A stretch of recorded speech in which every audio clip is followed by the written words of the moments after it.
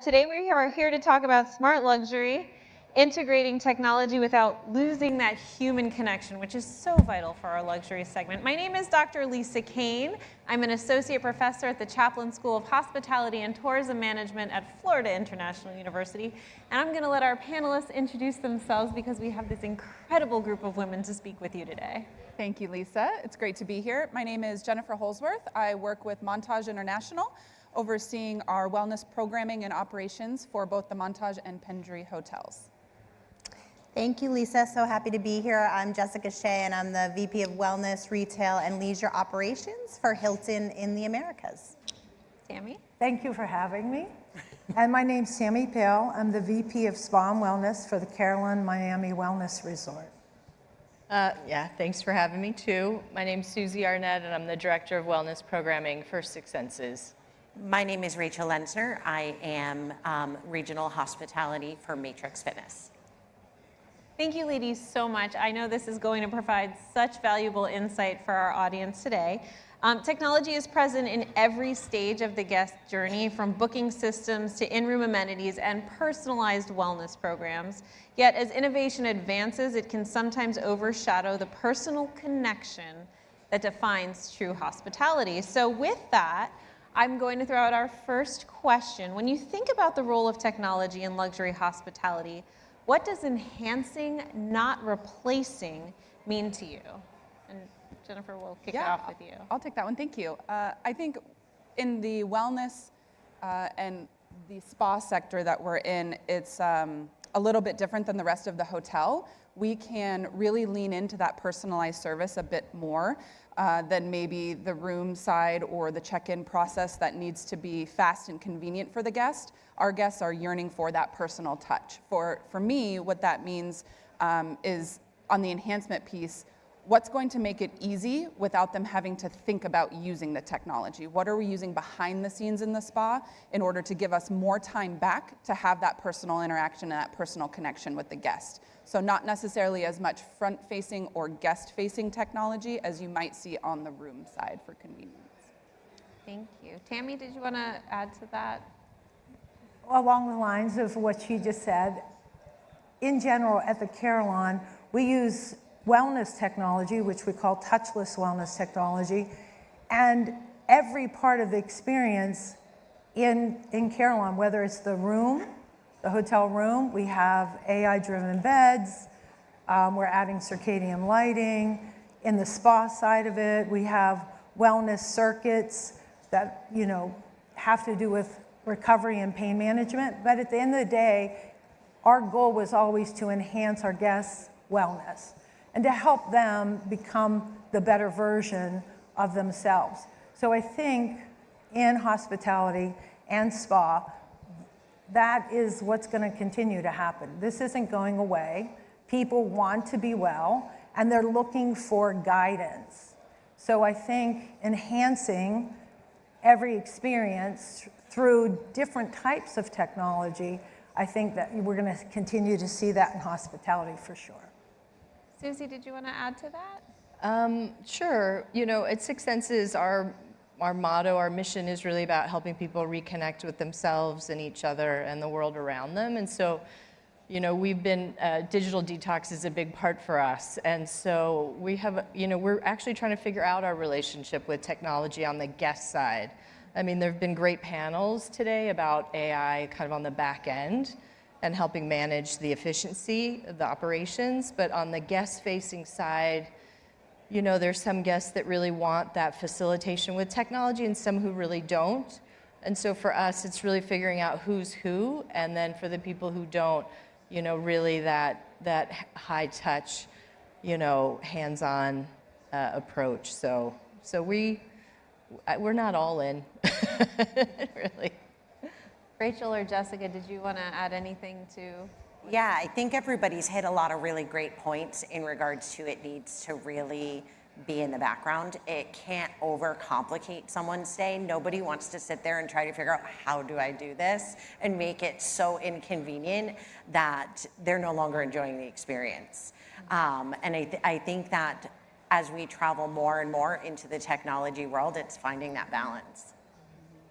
Yeah, I mean, similarly, I think it's just about removing friction. There's lots of points along the guest journey where technology can help remove the transaction and put the human being at the forefront. And especially, I think, in the worlds that we work in, that's what we really look at as those opportunities to lean into technology when it's going to make the connection between the provider or for the guest better. I love that notion of removing the friction in order to really cultivate a more meaningful guest experience. So I think that actually kicks us into the next question quite seamlessly. So can you share an example of how you've successfully integrated technology into a guest touch point while still keeping it highly personal? And Tammy, I don't know if you'd like to kick this one off. You know, I'm very fortunate at Carillon. Our hotel reservation team is the booking for all spa treatments, for touchless, for any kind of experience. We have integrative and functional medicine. We have a lot under 70,000 square feet. But at the end of the day, people, I guess because we're a wellness resort, tell us more about what they're looking for.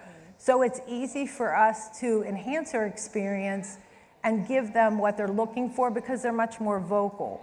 I don't know if that's true for every place, but I think with the name wellness in your name, I think people are much more honest and authentic about what they're looking for, and we're able to guide them through a great experience, whether it's food and beverage, you know, in our rooms. We're trying to just provide everything that they are looking for so that they want to come back and that we can help track their progress quarterly. That's our goal. I love that. Jessica, did you have an example where you've seamlessly integrated it? It's sort of the other side of the coin to what Tammy was saying. I think one of the biggest things that's come in the last 5 years, 6 years, which sounds kind of crazy that it's only been that long, is online booking for our spa treatments. I mean, it's a pretty basic one, but when you think that that didn't exist 5 or 6 years ago, and we have guests who just really want that. There is the guest that wants to talk through the process, and then there's the guest that just wants to click massage and be done with it. So giving that option to have both, I think, is really important, and that has transformed the industry for sure. I love that. I love the idea of giving the guest exactly what they want, whether it's, you know, human interaction or just getting that transactional piece done quickly and seamlessly. Did any of you other ladies want to give an example? Yeah. I mean, I have an example. It's not from Six Senses, but I just did a meditation retreat lately, and they integrated technology in a really interesting way, which I hadn't seen before. They had trained an AI bot in all this back-end meditation, like all the ancient meditation texts. And they've been doing this training for about 5 years, so they had collected all the student questions, and they trained their own AI in that material. And so we were meditating like 4 times a day. It was crazy. I've never meditated so much. But the invitation before every meditation was to go to the AI and say, this is what I'm going to do. This is how I think it's going to work. These are my concerns. And then at the end of the meditation, you would go back and say, this is what happened, this is what I learned, this didn't work, and this is what I'm going to do next time. And because the bot was trained in this modality, it was able to come back to me and say, have you thought about this? Or why don't you try this next time? And at first, I was really skeptical about doing this, but it was amazing. It was like I had my own meditation coach, and it really made me think, how can I layer that into our Six Senses Wellness Program experience? Because, you know, I mean, it's different in a way because I was there to learn a skill. Like, I was there very much to learn a very specific meditation practice, and it was refining my practice with these questions. But when we're doing wellness programs, we're also trying to teach people how to make healthier choices. And so we're playing with this idea of, like, how do we drop, even though we don't want people to have their phones all the time, we still want to say, people are on their phones all the time. So, you know, like, can we create a natural language conversation for people to just, because there's not always the integrative practitioner there. Maybe they don't want to talk to a person about it. Like, something even more freeing about talking to the AI, because it's not a person, it doesn't have judgment, it doesn't have biases in some ways. Anyway, long example, but it was incredibly effective. And so, again, I don't know how we apply that to what we do, but it was very inspiring. Can I just mention, I love what she just said.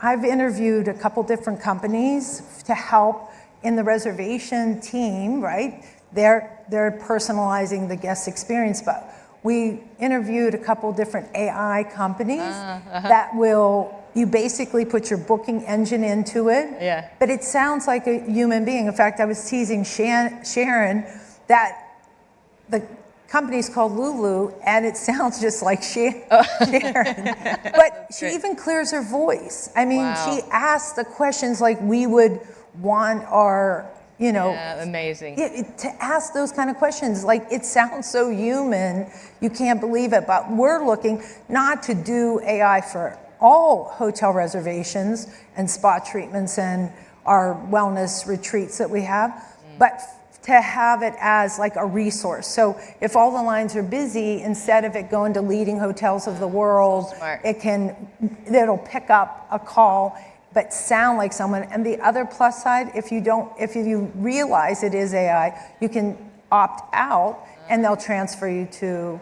So I think that is another option that we're going to see more and more in hospitality. You know, that I'll just say one more thing. That makes so much sense, because we don't do, like when I was at Canyon Ranch, every guest gets a call from a wellness guide before they arrive, right? Yep.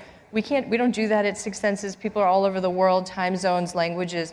But if we had something like that, and then they could just call the person back in your language and ask you these questions. They're doing it. They're doing it. Yeah. And I think you're going to see it a lot more in our industry. Right. Yeah. But it makes a good guest experience. I don't know about, I think everybody here, when you call and you get put on hold, or you get, I'll call you back, I'll be back with you in 5 minutes, to have actually interact with someone to be able to book whatever you want to book. We're just like in the moment, let's get it done kind of mentality. So I think AI is going to enhance that booking experience for guests as we move forward. Yeah. I agree with you, and actually to Susie's point, there are several technologies out there, guest concierges and other AI technologies that are agentic and actually do have multiple languages that they can use to, engage with guests who don't necessarily speak, English or Spanish or et cetera. It's incredible. Can I just add one thing to that? Of I think course. another great point about that is the reality is those positions, whether it's a reservationist or a concierge or a spa guide, there's a lot of information that those folks need to learn, and unfortunately there's a relatively high turnover rate with them, because often it's younger people or people at the beginning of their careers that are moving on. It's an entry-level position, so it can be very costly and time-consuming, and continually having to train in that position can be very difficult. So I think the reality is it's going to support the guest journey in a better way, and also be much more feasible for businesses to execute down the road. And to your point, though, not replacing. We're not trying to replace. We're just trying to enhance that experience. Yeah. So I think another thing that people get really worried in our industry is, you're going to replace everybody. No, it's just an enhancement, an opportunity for people to not sit on hold or have to wait for a call back. It's just a better experience. It's the #1 vacant position in the industry. It's the one that's the hardest to fill. So it's not, of course we want the human touch, but the reality is we often can't fill the roles. So it's a kind of a necessary step as well. I kind of loved the statement about. And I think you also make a fantastic point, because it's really a complementary. I think you're right. Thing that we're implementing, not a supplementary tool. So, with that, where do we draw the line between convenience and over automation, right? We talked about how we have it as a supplement or a complementary sort of tool to help, so that we don't have a guest waiting on hold so long, so that we can communicate with somebody in a different language. But how much is too much? How do you ensure technology supports rather than overwhelms that guest experience? Susie, I don't know if you want to say again. I'm sorry. So how do we ensure that technology supports rather than overwhelms the guest experience? I mean, I guess there's always an opt-out, you know, and so I think the people, I mean, we have a lot of guests, we call them the leave me alones, and so they just go and do their thing, they don't want to talk to us, and so they're not going to really engage with this stuff anyway. I mean, we send out surveys before, I'm sure like everybody, we send surveys out, nobody reads them in the email. Nobody wants to read anymore. Nobody wants to, exactly.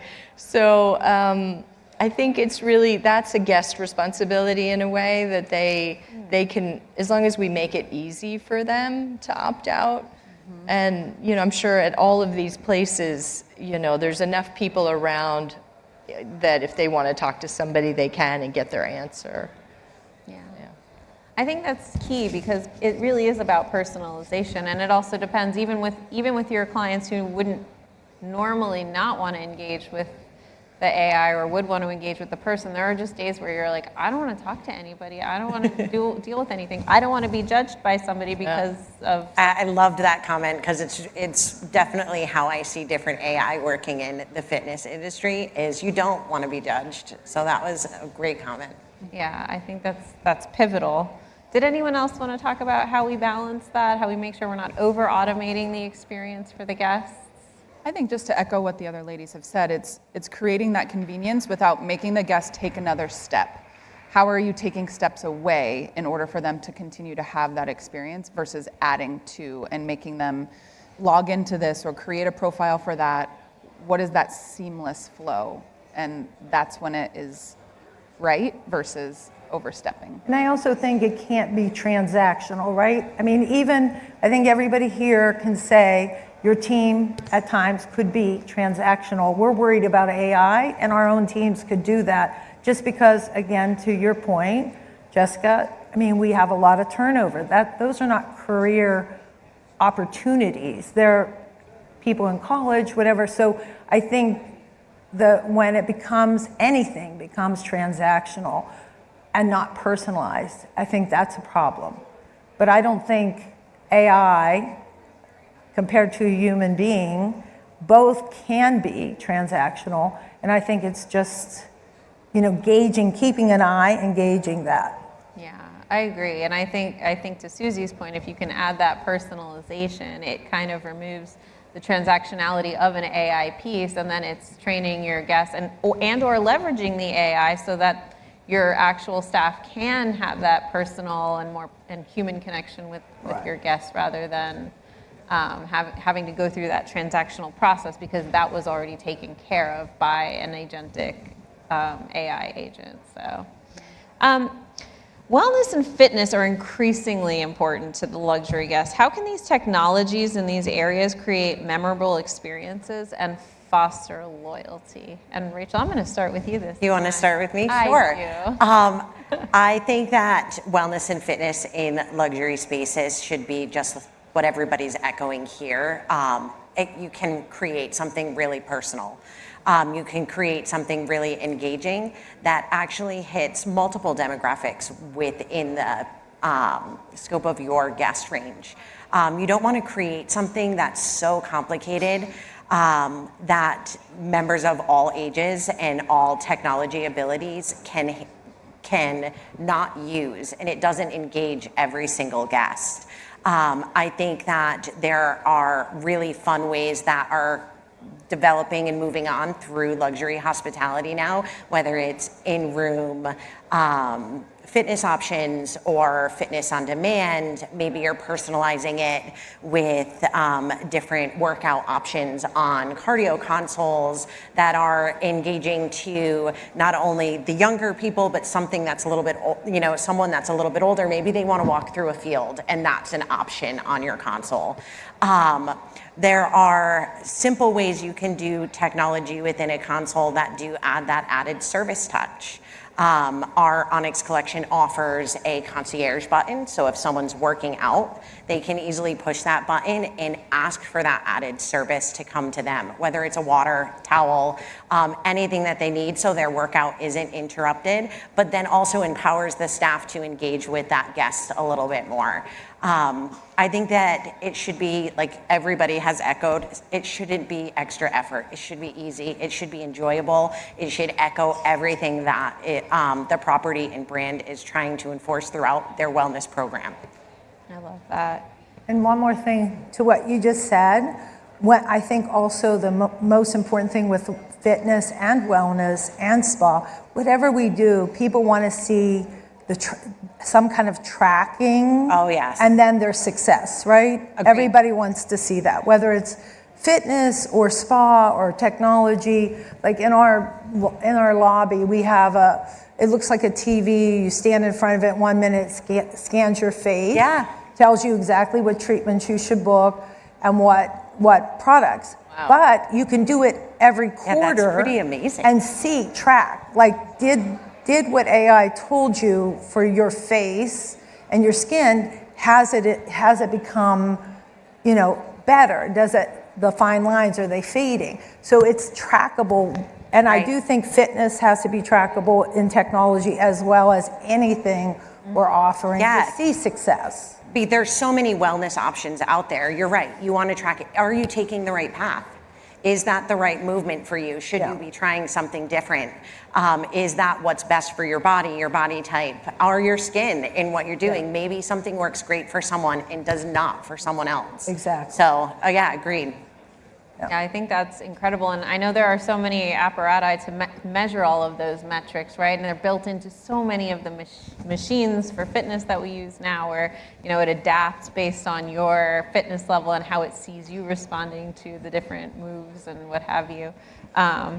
I know, Jessica, you had something to add. Yeah, I think I'd just take a little bit of a different spin on it. When you're talking about creating memorable experiences and fostering loyalty, I think there's a marketing element there, of course, that becomes sticky with people. And I think that we have opportunity, especially in the wellness space, to merchandise what we do better and to connect people along a digital journey in more meaningful ways. I think we've often been in the background of hotels, right? And so it's been kind of rooms first and locations first. And now with how big wellness has become in luxury hospitality, I think putting that more at the forefront and having a digital guest journey that starts at pre-arrival, through the stay, post follow-up. I mean, we have a lot of opportunity, I think, to do more in the kind of digital space, the marketing space, when it comes to technology and wellness. Absolutely. I also think, kind of tying the comments together, where I think we're going to see it get to is on that marketing journey, on creating those touch points and those experiences. At some point, all of these wearable devices, all of this technology that our guests are already doing, everybody has a wearable, they're tracking their own metrics, but to be able to opt in, give that information for your stay at any hotel you're going to be going to, and have us curate your experiences for some digital detox based on what you need and your markers are saying. I think that's where we're going. I'm really excited to see us utilize it in that way as a tool to get back to the personal experiences that are meaningful based on what you need. I love that, and I think that's so vital to your point, the personalization for our guests. And if you can gather all of that information, all of that personal data, it does make it easier to curate an experience that really targets and attracts and then retains that luxury guest who's looking for that specific face regimen or that specific fitness experience. Everything down to sleep, I Yes. think it would hit, right? Yes. Susie, actually, did you want to talk a little bit about biohacking? And Oh, how we- sure. yeah. I mean, yeah. Well, and Tammy at Carillon, you guys have so much of that stuff. But we love the biohacking at Six Senses, and I feel like our guests, it gives them, again, like these great measurable devices to be able to get recovery or build muscle, like whatever their personal wellness goals are. But I think it's true with all the wearables, like you get all this data, like nobody knows what to do with all that data, sometimes. And so I think I'm curious to see, it feels like that next generation of the wearable is really going to help. It's not just going to give me the numbers, but actually help me shift states in real time. And so I think that's what our guests are always wanting when they do anything, massage or the compression boots or red light or whatever. Like, I want to feel different at the end of that experience. And so sometimes the number gives them that feedback. Oh, you went from 100 to a 23 or whatever. And sometimes, we want them to really just feel like, do you feel different right now? Like, we were trying to help people really connect to themselves and build that interoceptive muscle too. So. Yeah. And also at Carillon, in our rooms, we have AI beds.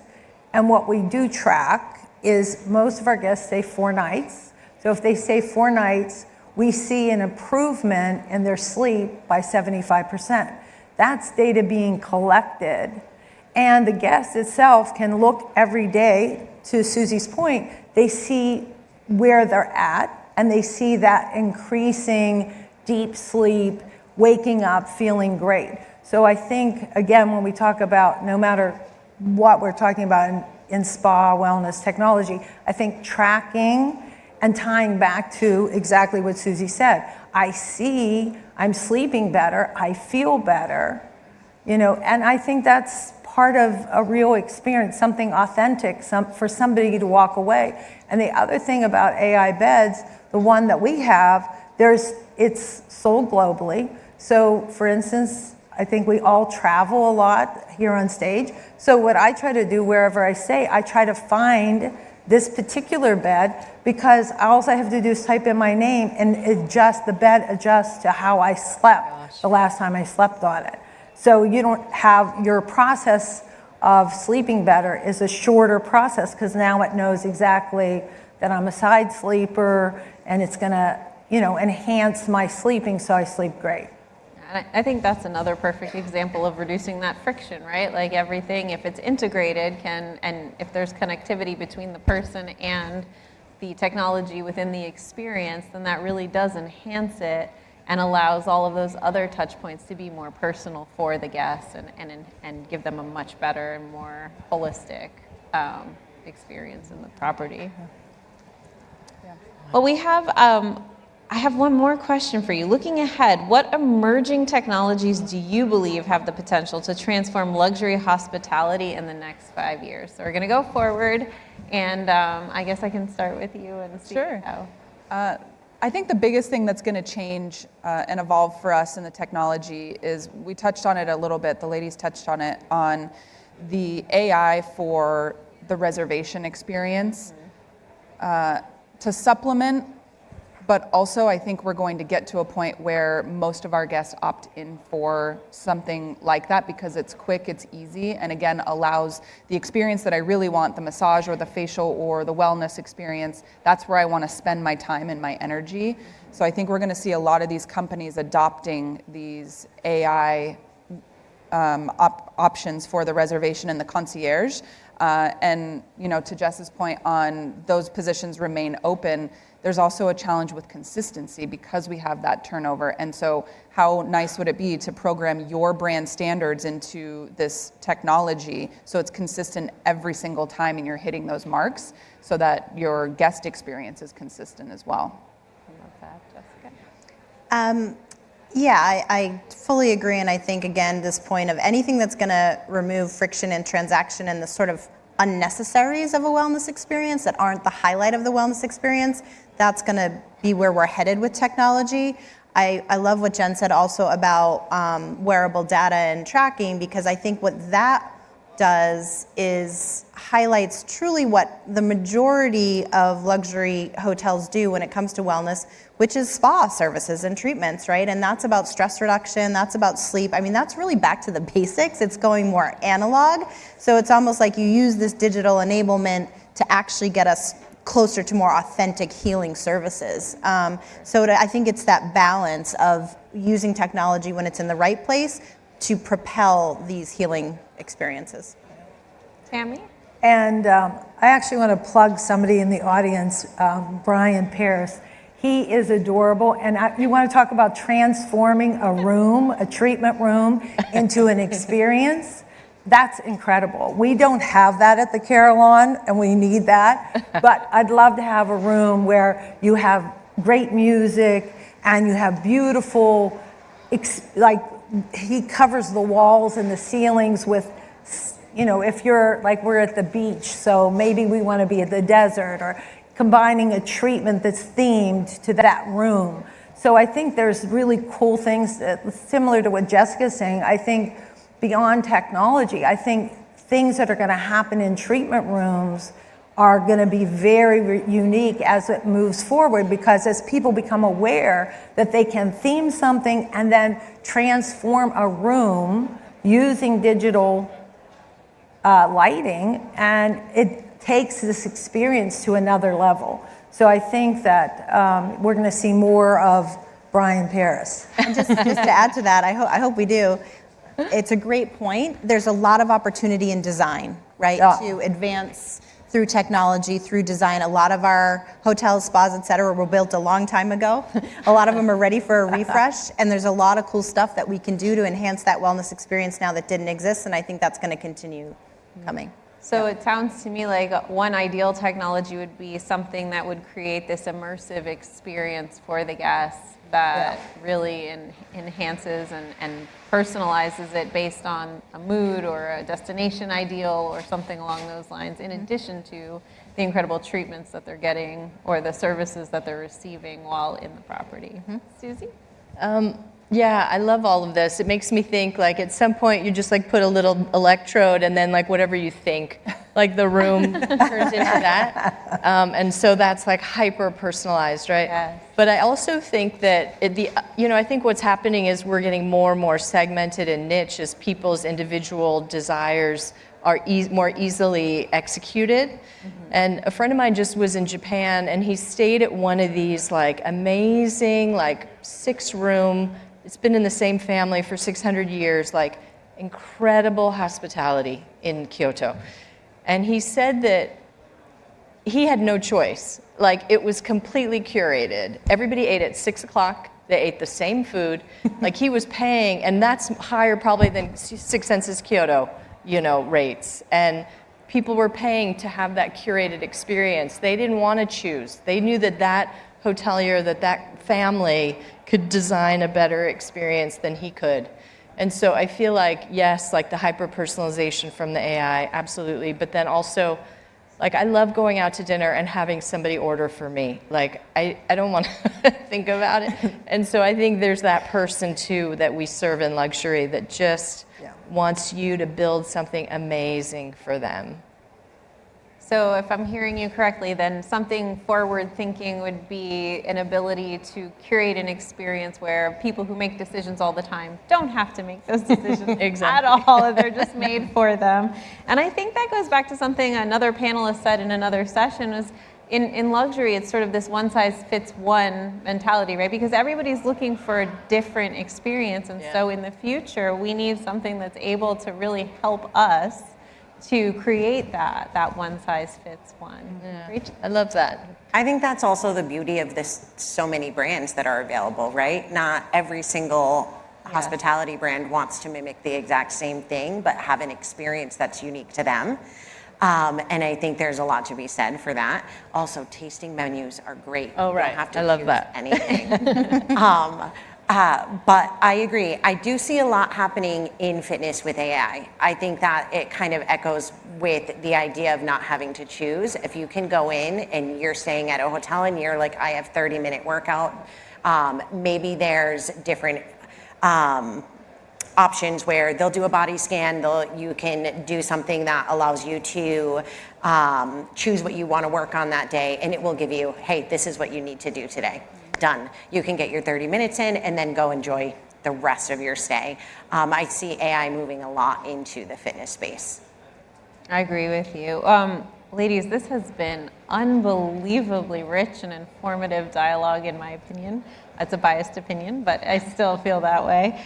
We've sort of covered how to identify technology touch points that add value without eroding that culture of service, ways to leverage guest data to personalize experiences while respecting their privacy, approaches to designing guest journeys where digital tools support rather than substitute human interactions, and strategies for staying adaptable as guest expectations evolve. If you have any questions for our panelists, we do have a few more minutes, and thank you all so much for coming to our chat today. Does anyone have any questions for our panelists or comments? I think it's been really interesting, our hospitality world. For me, it's been 30 years. And to watch what it was, especially spa and wellness, to what it's become. What I really appreciated was hearing you talk about that there are different clients, there are different guests, and we need to be able to let them make their own journey and find their space and find their peace. And I think that's a very good example, Susie, that you gave. And I think the magic is, and also be able to find when you do need to guide them. And all of you have programs that do both. You know, all of you have programs that use the AI or use things. And sometimes, you said it, it's design. We're buried in basements, we're buried in places where we can't, so you have to use some of that technology. But again, being able to find the difference of what we measure, when we measure, how intrusive we are with that, and how much we just let them have that space. I really appreciated that from all your comments. Thank you, thank you. And Tammy, I love you too.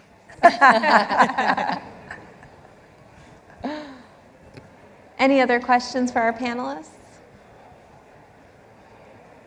I think you all touched on something that was really important, and I think Rachel sort of ended it with that. I think it's also one of those things where we're seeking authenticity in our experiences, right? So if we're going to, or was it Susie who said we went to Japan, and it was, you didn't have to pick anything, but it was authentic to the area. It was a 600-year-old experience, and so to change that, to introduce technology into that isn't necessary.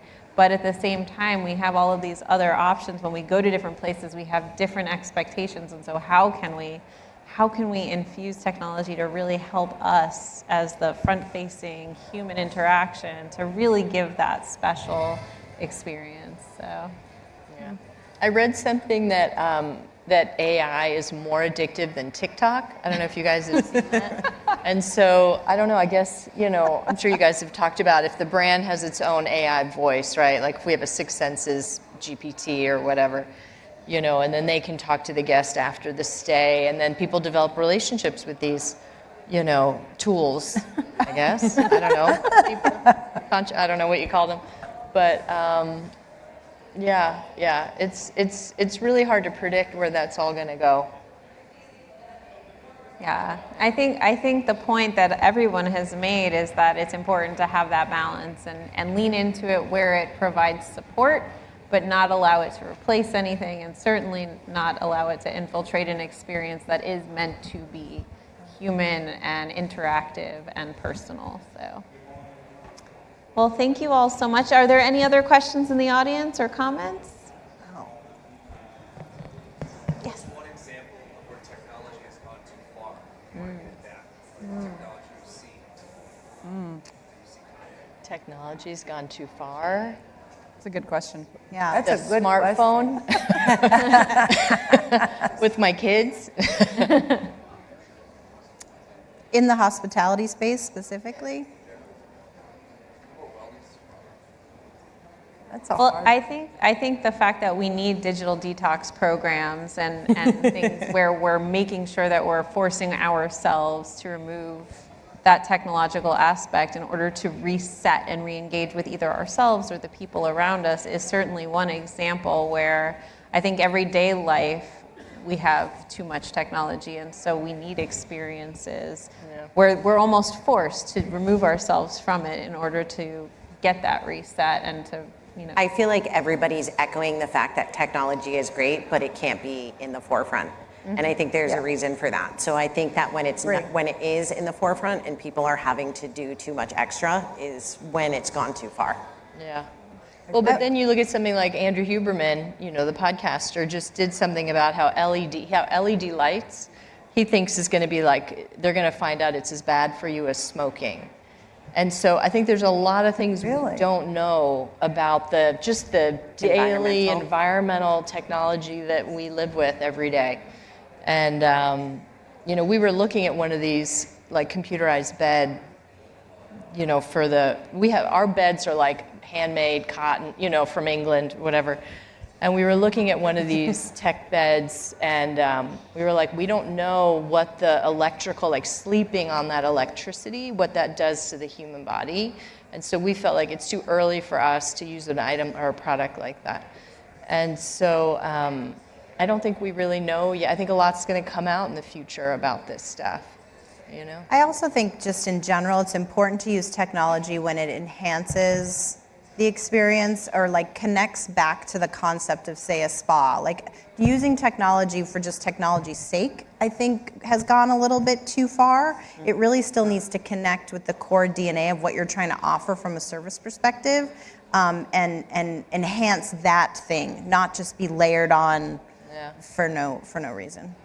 And I want to comment on what you just said. So just so you know, not all technology emits the EMF, right? Not all it does, That's right? true. So when you research for AI beds, that would be the first question to ask. Is it emitting the EMF? Because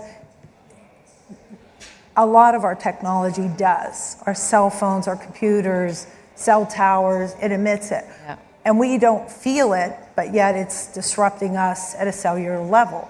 Yeah. But ask any technology, that people get involved with. That should be your first question. Totally. No, 100%. Great question. Thank you so much. Jennifer, Jessica, Tammy, Susie, Rachel, thank you so much for your time today. Thank you. Thank you.